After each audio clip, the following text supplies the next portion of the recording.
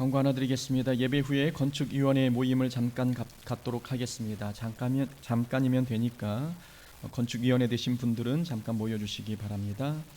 하나님 말씀 함께 봅니다. 누가복음 2장입니다. 신약성경 누가복음 2장 40절부터 52절까지입니다. 누가복음 2장 40절부터 52절까지 말씀입니다. 우리 한 절씩 교독하겠습니다. 제가 누가복음 2장 40절 먼저 봉독해 올립니다. 아기가 자라며 강하여지고 지혜가 충만하며 하나님의 은혜가 그의 위에 있더라. 예수께서 12살 되었을 때에 그들이 이 절기의 관례를 따라 올라갔다가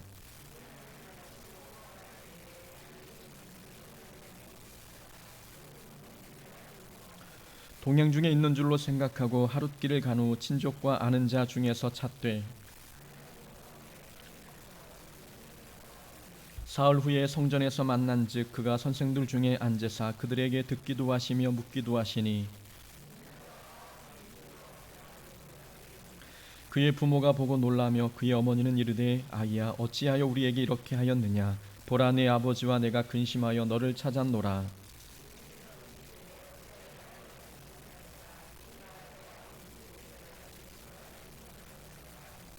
그 부모가 그가 하신 말씀을 깨닫지 못하더라.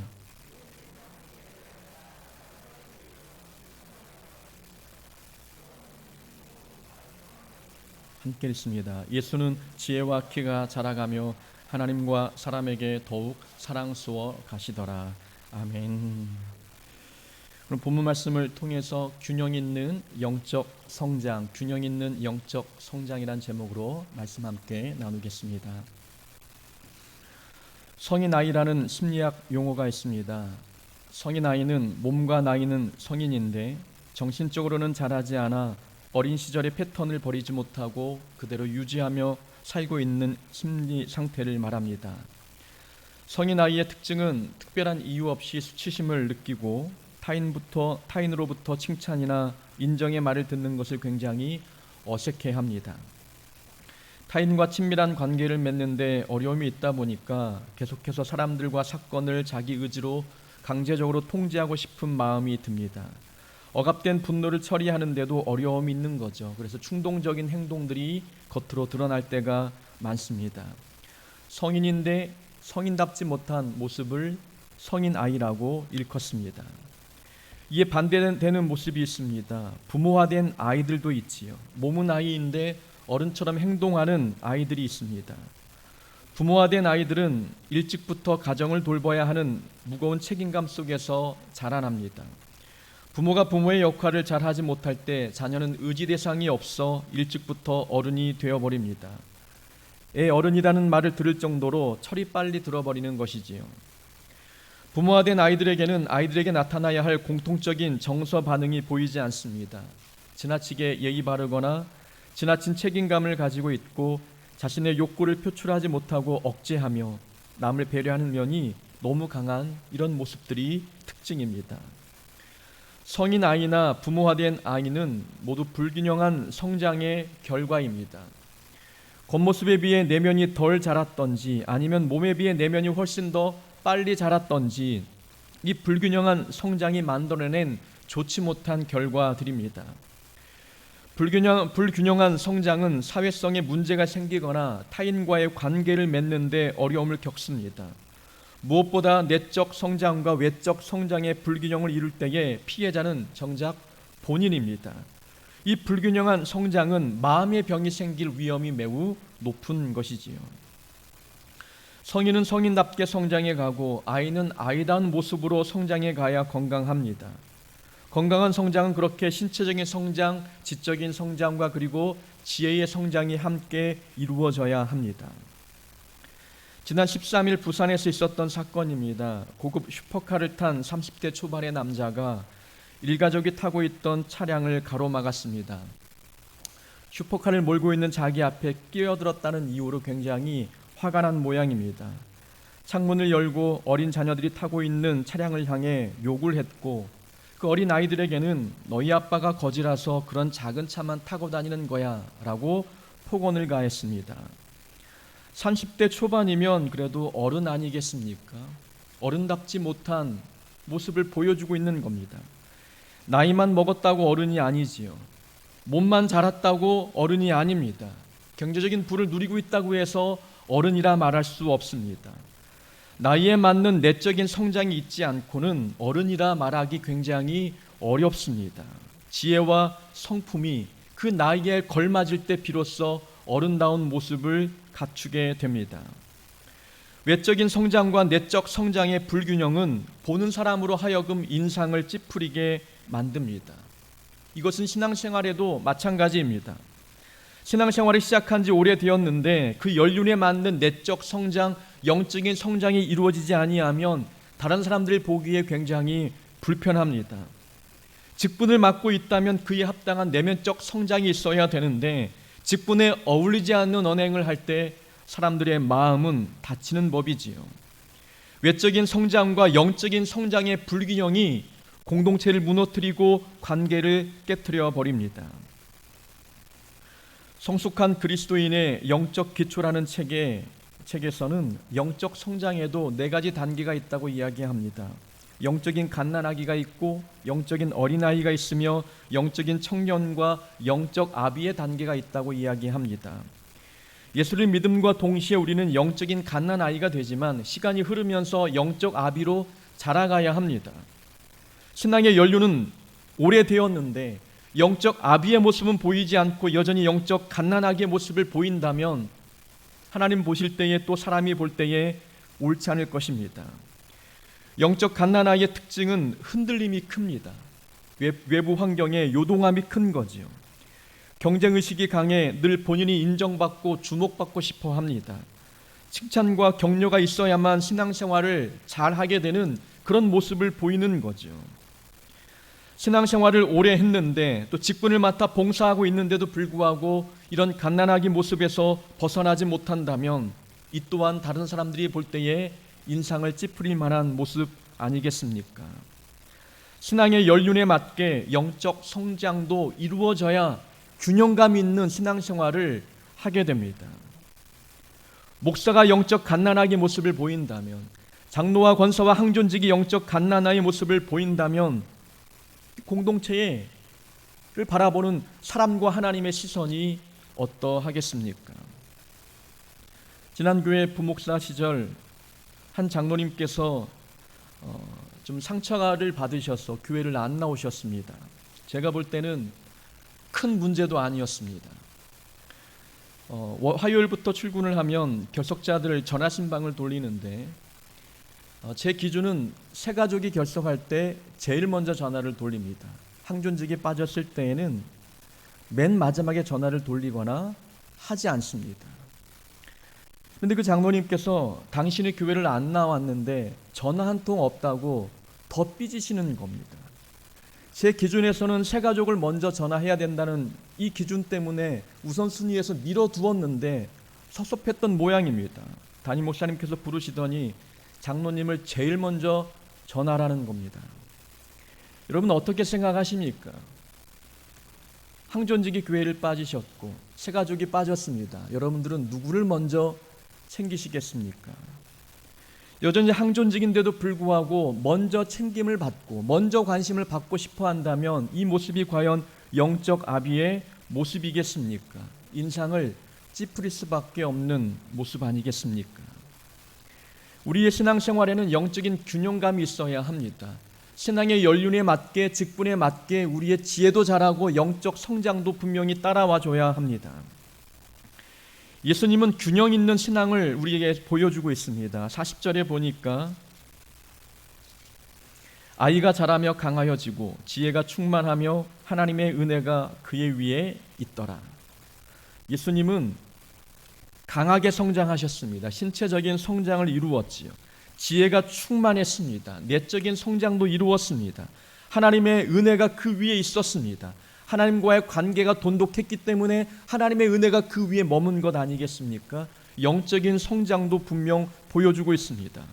예수님은 외적인 성장, 내적인 성장, 영적인 성장을 골고루 이루고 있는 모습을 우리에게 보여주고 있는 것이지요.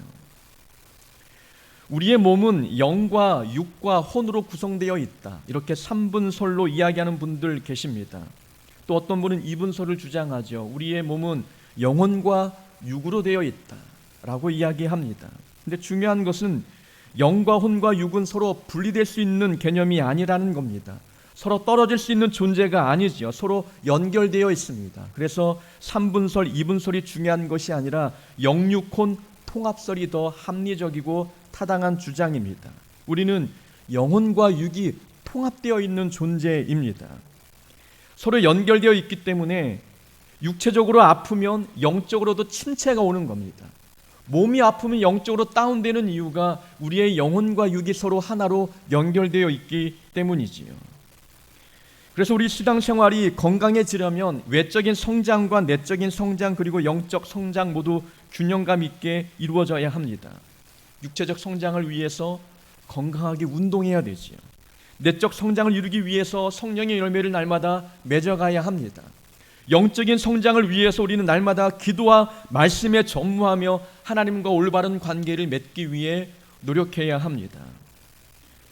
육체적 건강과 마음의 건강, 영적인 건강 중에 하나만 무너져도 우리 신앙생활 금이 갈 수밖에 없다는 것 기억해야 합니다. 우리의 신앙이 성장하려면, 건강하게 자라려면 우리의 영적 상태가 골고루 균형 있게 자라나야 함을 기억해야 합니다. 우리는 영적 성장을 위해서 그러면 기억해야 할 삶의 교훈은 무엇이겠습니까? 우리 예수님의 어릴 적 시절을 보면서 함께 교훈을 찾아보고자 합니다. 우선 영적 성장을 위해서 우리가 기억해야 할 첫 번째 교훈은 예배를 마치고 삶의 자리로 돌아갈 때 예수님을 잃어버리지 말아야 합니다. 예수님이 12살이 되었을 때에 부모님과 함께 예루살렘에 올라갔습니다. 유월절을 지키기 위함이었지요. 사건은 유월절 절기를 마치고 집으로 돌아가던 중에 벌어졌습니다. 인파가 하도 많으니 예수님의 부모님이 예수님을 잃어버렸습니다. 부모는 이를 알지 못하고 동행 중에 있을 것이라고 생각하면서 하룻길을 갔습니다. 당시 유대인들은 절기를 마치고 집으로 돌아갈 때에는 남자와 여자가 서로 구분이 되어 그룹을 지어 움직였습니다. 그러니까 엄마는 이 아들이 아빠에게 있을 것이다 생각을 했고 아빠 입장에서는 엄마와 함께 오겠거니라는 생각을 갖고 있었지요. 그렇게 하룻길을 가서 예수님을 찾아보니 보이지 않았습니다. 당연히 자신들과 함께 있을 줄 알고 하룻길을 왔는데 보이지 않았던 것이지요. 예배를 마치고 삶의 자리에 돌아갔을 때 그때 예수님을 잃어버리는 모습들이 우리 안에 있다는 것입니다. 교회 예배의 자리에서는 은혜 충만하다가 집에 돌아가는 그 길목에서 은혜를 다 까먹을 때가 있습니다. 달리는 차 속에서 은혜를 잃어버립니다. 집에 도착해 드라마를 보는 순간 모든 은혜가 다 사라지고 맙니다. 아내와 리모컨을 가지고 다투다 은혜를 까먹었던 적도 있지 않습니까? 예수님을 잃어버리는 모습들입니다. 우리는 예배가 마쳐지면 이제는 삶의 예배가 시작된다 생각해야 합니다. 교회에서 예배를 마쳤다고 모든 예배가 끝난 것이 아닙니다. 이 안에서 예배가 끝나면 이제는 삶의 예배가 시작되는구나 라는 생각을 가져야 하죠. 우리의 삶의 자리는 예배의 연장선상에 있어야 합니다. 교회에서는 하나님을 만났다면 삶의 자리에서는 교회에서 만난 하나님과 함께 동행해야 합니다. 이 예배 자리에서 하나님의 말씀을 들었다면 삶의 자리는 들은 하나님의 말씀에 순종해야 되는 곳입니다. 영적으로 성숙한 자들은 교회 안이나 삶의 자리에서나 큰 차이가 없습니다. 삶의 자리는 내 마음대로 살아야 되는 곳이 아닌 거지요. 하나님의 뜻을 행하는 곳이 바로 우리의 삶의 자리입니다. 예배를 마치고 집으로 돌아갈 때 우린 조심해야 합니다. 뜨겁게 만난 예수님과의 그 만남을 잃어버릴 수 있기 때문입니다. 선한 사마리아인의 비유에 보면 제사장과 레위인이 여리고로 내려가다가 강도 만난 자를 만났습니다. 이 여리고는 당시 종교인들이 많이 모여 살았던 동네였습니다. 여리고로 내려갔다는 것은 이 종교 지도자들이 예루살렘에서 하나님 앞에 성전 봉사 일을 담당하고 그 일을 마치고 집으로 돌아가는 중이었습니다. 집으로 가던 중에 강도 만난 자를 만났는데 아무런 조치를 취하지 않고 도망가듯 떠나버렸습니다. 종교의식을 주관했던 종교인이었지만 삶의 자리로 돌아갈 때에는 신앙인다운 모습을 보여주지 않았습니다. 제사장과 레위인들은 성전 안에서 종교의식을 거행할 때만 그들의 믿음과 신앙이 유효했습니다. 삶의 자리에서는 위기의 순간에 부딪히자 그들에게 과연 믿음이 있었는가 싶을 정도로 세상 사람들과 다를 바 없는 모습으로 변해버렸습니다. 성전 안에서만 거룩한 모습으로 살고 삶의 자리에서는 하나님 없는 모습으로 살아가고 있다면 삶의 자리에서 하나님을 잃어버린 것입니다. 삶의 자리에서 예수님을 잃어버리는 가장 큰 이유는 우리 삶이 너무 바쁘기 때문입니다. 너무 바빠서 기도할 시간이 없고 먹고 살기 너무 힘들어 말씀 읽을 시간조차 없을 때가 많습니다. 그러다가 예수님을 잃어버리는 것이요.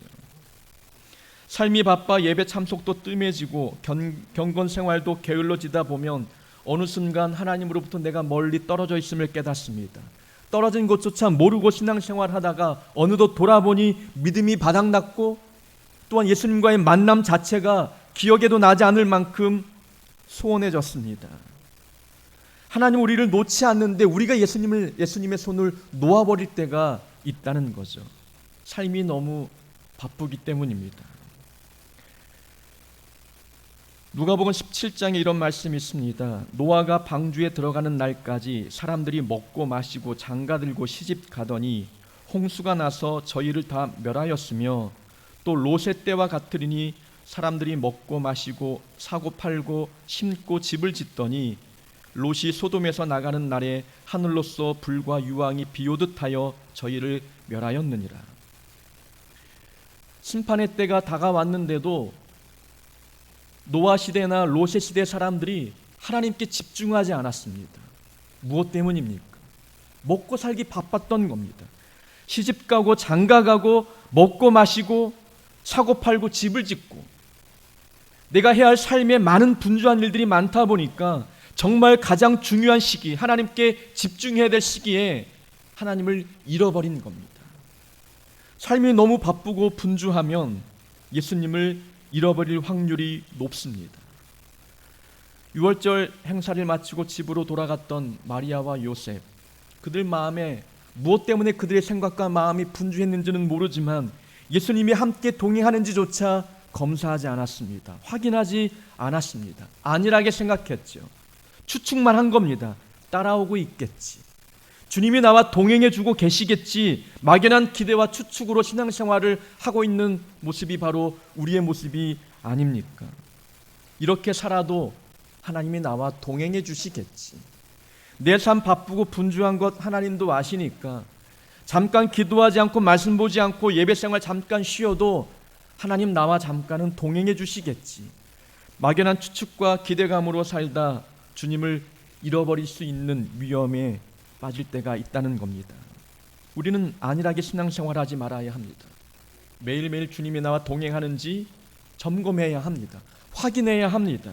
아무리 바쁘고 분주해도 시간의 11조를 하나님께 드리며 하루에 1시간 내지는 2시간 정도는 하나님과 교제하는 데 시간을 할애해야 합니다. 우리가 매일 성경 읽고 매일 기도해도 우리 마음의 본성이 얼마나 완악한지 우리는 알지 않습니까? 그렇게 기도하고 말씀을 보아도 우리 마음이 마음먹은 대로 움직여지지 않습니다. 여전히 마음의 미움은 사라지지 않습니다. 마음의 걱정과 근심이 떠나지 않는 경험들 많이 하지 않습니까? 이렇게 우리의 마음은 잠깐만 방심해도 세상으로 빠져가고 있는데 우리가 하루 중에 1시간, 2시간을 기도하지 않고 말씀 보지 않는다면 우리의 마음 상태, 영적 상태가 얼마나 세상에 물들어 버리겠습니까? 안일하게 신앙생활하지 말고 주님이 나와 동행하고 계신지 날마다 점검해야 합니다. 예배를 마치고 삶의 자리로 돌아갈 때 예수님을 잃지 않는 자가 되어야 합니다. 예수님을 잃은 부모는 왔던 길로 되돌아가면서 예수님을 찾았습니다. 사흘이 지나 성전에 가보니 예수님께서 선생들과 대화하며 지내고 있었습니다. 처음부터 예수님은 부모를 따라가지 않았습니다. 집으로 가던 길목에서 잃어버린 것이 아니라 유월절을 마치고 집으로 돌아가는데 처음부터 예수님을 챙기지 않고 갔던 부모의 모습인 거지요. 심각한 모습이 나옵니다. 예수님 없이 하룻길을 갔는데 하룻길을 가는 동안 아무 일도 일어나지 않았다는 것, 이것은 무서운 일입니다. 주님이 나와 동행하지 않고 하루를 갔는데 그 하루 동안 아무런 변화가 일어나지 않았다. 영적인 둔감증에 빠진 겁니다. 여러분, 이건 무서운 것 아니겠습니까? 주님과 동행하지 않는데 내 삶에 불편함을 느끼지 못합니다. 주님이 나와 함께하지 않는데 내 삶은 여전히 잘 돌아가고 있습니다. 이것은 무서운 결과 아니겠습니까? 주님 없이 하룻길을 가는 동안 아무 일도 일어나지 않았다. 걱정과 염려, 근심조차 나타나지 않았다는 것은 이것은 영적으로 심각한 질병에 빠진 증상입니다. 하나님께서 사랑하는 사람이라면 하나님과 동행하지 않을 때 반드시 증상이 나타납니다. 내가 하나님을 사랑해도 하나님이 나와 함께하지 않음을 느낄 때 우리는 뭔가 삶의 변화가 나타난다는 거죠. 우리는 룻기 내용을 지난주에 다 마쳤습니다. 나오미가 기근을 피해 모압 땅으로 갔을 때 남편을 잃고 두 아들 잃었습니다. 하나님을 떠나니 나타나는 증상이었습니다. 그런 증상이 나타났기 때문에 하나님을 찾아 베들레헴으로 돌아오지 않았습니까? 하나님을 떠날 때 뭔가 삶의 변화가 나타난다는 것은 하나님이 여전히 나를 사랑하고 있다는 증거입니다. 하나님이 함께하지 않는데 내 마음이 불편해지고 마음에 걱정과 두려움이 찾아온다. 내가 하나님을 여전히 붙들고 있다는 증거입니다. 내가 하나님으로부터 멀어지고 있구나. 하나님이 나와 함께 동행하지 않으시는구나. 영적인 민감함이 있는 자들은 하나님이 함께하는지 함께하지 않는지 마음의 변화, 삶의 변화를 통해서 감지합니다. 하나님은 이스라엘 자손이 광야에서 불평할 때 불을 보내 그들을 불사르기도 하셨고 불뱀을 보내 물게도 하셨습니다. 이 자손을, 이스라엘 백성을 사랑하고 있다는 하나님의 증거입니다. 하나님과의 관계에 금이 갈 때 하나님은 그것을 그냥 두지 아니하시고 무엇인가 육체적인 고통이나 마음의 괴로움을 주시는 겁니다. 돌아오라는 거죠. 잃은 하나님을 찾으라는 겁니다. 하나님과 동행하지 않고 삶을 살면서도 삶 자체에 어떠한 문제도 일어나지 않는다는 것, 이것은 참으로 심각하고 무서운 결과입니다. 요셉과 마리아가 잘한 점은 예수님을 잃어버린 뒤에 모든 것을 멈추고 주님을 찾으러 갔다는 겁니다. 주님이 함께 동행하지 않을 때 모든 것을 다 내려놓고 찾으러 가야 되는 거예요. 내가 해야 할 계획이 있고 분주한 일이 있다 할지라도 먼저 하나님을 찾는 것이 중요합니다. 3일길을 걸려 예루살렘에 도착해서 주님을 만났지요. 잃어버린 것은 하루였는데 찾는 데만 3일이 걸렸습니다. 하나님을 잃어버리는 것은 순간입니다. 잃어버린 하나님을 찾는 데에는 많은 시간이 흐를 수 있는 거예요. 우리는 믿음을 잃어버리는 것은 순간일 수 있습니다. 뭔가 섭섭한 말을 들을 때, 뭔가 상처된 말을 들을 때 그 순간 믿음을 잃어버리고 하나님과의 관계를 잃어버릴 수도 있어요. 근데 잃어버린 믿음을 회복시키는 데에는 꽤 많은 시간이 허비된다는 것, 우리는 기억해야 되는 것입니다. 예수님을 잃어버렸다면 성전에 나와야 합니다. 예배 자리에 나와야 합니다. 하나님이 계신 곳으로 나와서 하나님을 다시 만나야 합니다. 하나님을 다시 만날 때 우리가 잃어버린 믿음과 신앙을 다시 회복할 수 있습니다. 우리가 전심으로 하나님을 찾으려고 노력할 때 하나님은 우리를 만나 주십니다. 나를 사랑하는 자들이 나의 사랑을 입으며 나를 간절히 찾는 자가 나를 만날 것이니라. 주님을 찾기 위해서 애를 쓰고 노력하면 주님은 우리를 만나 주십니다. 주님을 잃어버렸을 때에 주님을 찾기 위해서 다른 중요한 일이 있다 할지라도 다 내려놓고 하나님을 찾을 수 있는 우리 모두가 되어야 될 줄로 믿습니다. 올바른 영적 성장을 위해서 기억해야 할 또 다른 교훈이 있습니다. 올바른 신앙은 하나님과 사람 모두에게 사랑받습니다. 52절에 보니까 예수는 지혜와 키가 자라가며 하나님과 사람에게 더욱 사랑스러워 가시더라 말씀합니다. 예수님은 하나님에게도 사랑을 받으셨고 사람들에게도 사랑을 받으셨습니다. 하나님께 사랑받는 사람은 사람에게도 사랑을 받습니다. 이게 건강한 신앙입니다. 올바른 신앙은 하나님과의 관계도 돈독하고 사람과의 관계도 돈독합니다. 하나님 사랑과 이웃 사랑은 별개의 것이 아니라 하나인 것이지요. 하나님께 인정받는 사람은 사람에게도 인정받는 것이 맞습니다. 나는 하나님께만 사랑받고 사람은 중요하지 않다. 이것은 믿음이라 말할 수 없고 건강한 신앙이 아닙니다. 과거 마음을 아프게 한 집사님 한 분이 계셨습니다. 교회 봉사를 부탁했는데 거절하시고 그 일이 시험거리가 되어 교회를 안 나오셨습니다. 전화를 해서 좀 설득을 했지요. 목사로서 부탁을 할 수 있는 내용에 대해서 부탁을 드린 건데 힘들더라도 조금 순종해 주시면 안 되었습니까? 물었습니다. 그분의 대답은 이렇습니다. 저는 하나님 말만 듣지 사람 말은 듣지 않습니다. 라고 이야기하는 겁니다. 여러분, 이 말은 참 무서운 말 아닙니까? 하나님의 음성, 하나님의 말을 어떻게 듣는다는 겁니까? 하나님께서 귀에다 대고 아무개야 라고 이렇게 말씀하십니까? 그렇게 들린다면 매우 조심해야 합니다. 잘못 들을 수도 있기 때문이죠. 하나님은 사람을 통해서 말씀할 때가 더 많습니다. 설교를 통해서 때로는 성경을 읽으면서 묵상할 때 그 통로로 우리에게 말씀하실 때가 더 많다는 거죠. 하나님 앞에서는 하나님께만 순종을 잘하는데 사람에게는 순종하지 않는다. 과연 하나님 보실 때 그 신앙이 건강한 신앙일까요? 하나님과의 관계만 생각하고 사람과의 관계는 생각하지 않는 모습입니다. 하나님께 순종을 잘하는 사람은 사람에게도 순종을 잘하는 겁니다. 이게 균형 있는 거예요. 이게 건강한 믿음의 모습인 겁니다. 하나님과 맺은 관계 속에는 이웃과의 관계도 포함되어 있습니다.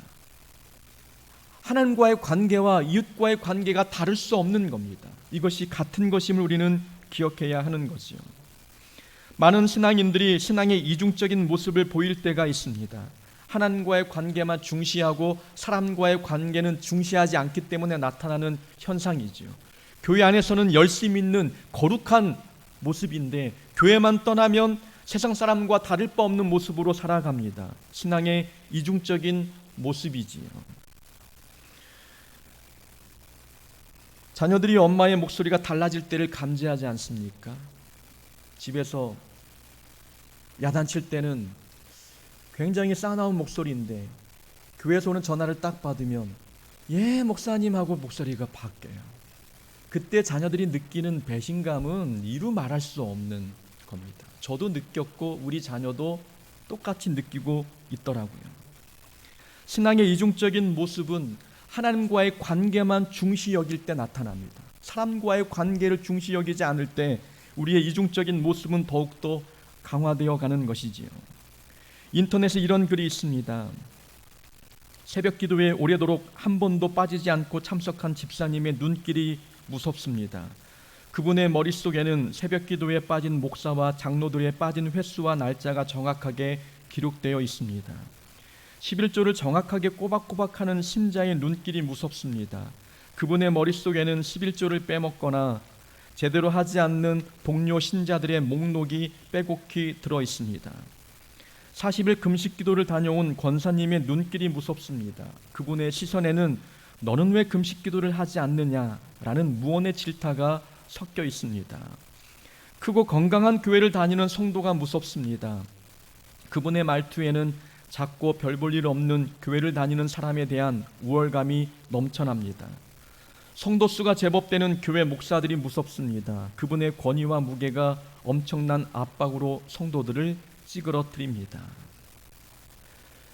하나님과 이웃의 관계에 균형을 잃은 사람의 모습입니다. 하나님을 위해서는 열심을 낸 사람들인데 그 열심이 교만이 되어 사람들에게 상처를 주고 있습니다. 나는 하는데 왜 너는 못합니까? 라는 반응을 보이는 것이지요. 바리새인들이 그러했습니다. 하나님 앞에서는 뭐든지 열심을 다했습니다. 본인은 누구보다 하나님을 사랑한다고 자부했습니다. 그러나 그 사랑이 사람들에게는 조금도 흘러가지 않았습니다. 자비와 인애와 긍휼과 사랑은 사람들을 향하지 않았습니다. 그들이 하나님을 향해 사랑한다고 말했는데 그들의 고백, 그들의 신앙이 과연 진짜일까요? 하나님을 향한 신앙 자체가 정말 진짜라면 하나님을 향한 사랑이 이웃을 향해야 합니다. 하나님을 향한 열심은 사람에 대한 사랑으로 표현되어져야 하는 것이지요. 프란체스코의 제자들이 스승과 함께 40일 금식을 하고 있었습니다. 마지막 하루를 남겨놓은 39일째 되는 날, 젊은 제자 하나가 맛있는 스프 냄새를 맡고 자신도 모르게 숟가락으로 한 스푼 떠서 먹었습니다. 그 순간 함께 금식을 하던 제자들은 눈을 부릅뜨고 그 젊은 제자를 노려보았습니다. 노려보는 눈길 속에는 유혹에 넘어간 불쌍한 영혼을 향한 애처로움이 아니었습니다. 분노에 찬 정죄의 따가운 시선이 들어있었지요. 유혹에 빠지지 않았던 제자들은 유혹에 넘어간 젊은 제자를 엄하게 꾸짖어 주기를 바라며 스승 프란체스코를 쳐다보았습니다. 그런데 스승은 말없이 수저를 집어 들더니 젊은 제자가 먹었던 스프를 떠먹기 시작했습니다. 경악의 눈길로 스승을 쳐다보고 있는 제자를 향해 프란체스코는 조용히 말했습니다.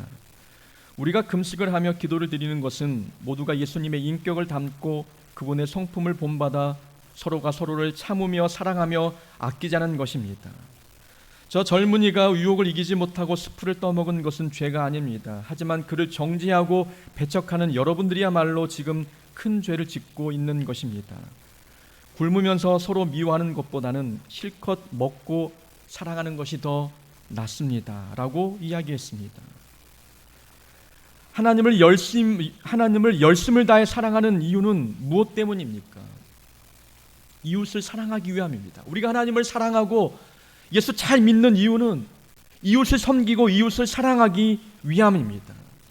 기도하고 말씀 보고 봉사하는 이유도 우리가 주님의 성품을 닮아 주님의 성품으로 이웃을 대하기 위함입니다. 하나님을 사랑하면 이웃을 사랑해야 되는 것이지요. 우리가 하나님께 인정받았다면 사람들에게도 인정받는 것이 옳습니다. 우리가 하나님께 큰 사랑을 받고 있는 사람이라면 사람들에게도 사랑받는 올바른 신앙생활, 균형 있는 신앙생활을 해야 합니다. 올바른 신앙은 하나님과 사람 모두에게 사랑받는 것입니다. 성장이 멈췄다는 것은 어디엔가 문제가 있다는 것입니다. 영적 성장이 멈췄다는 것은 우리의 신앙생활에 균형이 깨졌다는 것을 의미하는 거지요. 우리의 신앙 지식이 많아질수록 지혜도 많아져야 합니다. 이게 균형 있는 성장이지요. 신앙의 연수가 거듭될수록 내적인 성숙도 함께 이루어져야 합니다. 균형 있는 성장을 위해서지요.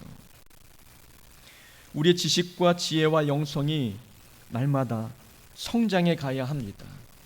그래야 하나님과 사람들에게 사랑받고 또 하나님을 사랑하는 만큼 이웃도 사랑할 수 있게 됩니다. 바라건대 공서북계 모든 성도님들은 균형 있는 성장을 통하여 하나님께도 인정받고 사람들에게도 사랑받는 건강한 신앙생활 살아가는 자 되기를 주의 이름으로 축원합니다. 우리 함께 말씀을 붙들고 기도하기 원합니다. 하나님, 균형 있는 영적인 성장을 이루게 하여 주옵소서. 예배를 마치고 삶의 자리로 돌아갈 때 예수님 잃어버리지 않게 하여 주시고, 하나님께 사랑받는 자녀라면 사람들에게도 인정받고 존중받고 그렇게 사랑받는 자로 살아가는 자 되겠습니다. 고백하며 함께 기도하겠습니다. 하나님 아버지, 우리의 모습을 돌아보게 하심을 감사합니다. 하나님, 우리가 균형 있는 영적인 성장을 이루기를 원합니다. 하나님 아버지께서 우리 마음에 내주하셔서 우리 마음을 변화시켜 주옵소서. 우리의 부족한 부분이 무엇입니까? 하나님, 우리의 영적인 성장, 마음의 성장 부족한 것이 있다면 하나님 아버지 고쳐주시옵소서. 성경 지식이 많다 할지라도 하나님 아버지 지혜가 더 많아지게 하여 주시고, 하나님 앞에 열심을 다하는 그 열심이 이웃사랑으로 표출되게 하여 주옵소서. 하나님께만 잘 보이는 것이 아니라 사람들에게도 인정받는 자로서 성장하게 하여 주옵소서. 하나님, 우리의 삶의 자리는 삶의 예배 자리임을 기억하게 도와주셔서 우리가 아버지 무엇을 하든 하나님 하나님을 잃어버리지 않는 삶을 살게 하여 주옵소서. 그래서 균형 있게 성장하여 하나님께 영광이 되고 사람들에게 본이 되는 삶을 살아가는 우리 모두가 되게 은혜를 더하여 주옵소서. 하나님께서 이 시간 말씀을 들은 모든 주님의 자녀들이 이 말씀을 마음에 간직하고 말씀대로 살기로 다짐하고 결단하도록 은혜를 베풀어 주시옵소서. 예수님 이름으로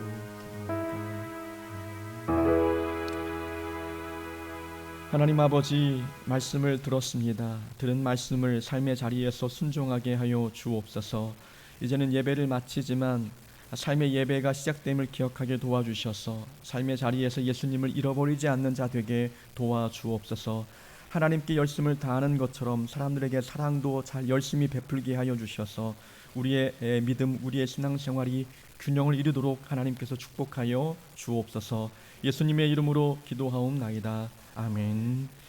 이제는 우리 주 예수 그리스도의 은혜와 하나님 아버지의 크신 사랑과 성령님의 교통하심이 이제는 균형 있는 영적 성장을 통해 하나님께 영광이 되고 이웃에게 본이 되길 원하는 공서북계 모든 성도들 머리 위에 지금부터 영원히 함께 하옵기를 축원하옵나이다. 아멘.